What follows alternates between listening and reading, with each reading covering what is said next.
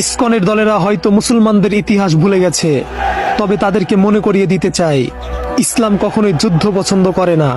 আর যদি ময়দানে নামতে হয়, তবে কোরআনে বর্ণিত আছে ফজর বার রিকব, সোজা ফোকাস করতে হবে গর্দানে।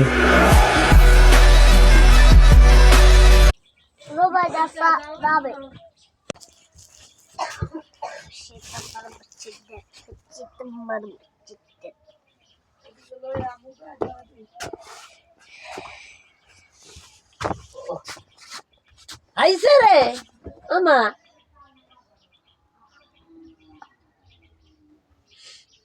বসা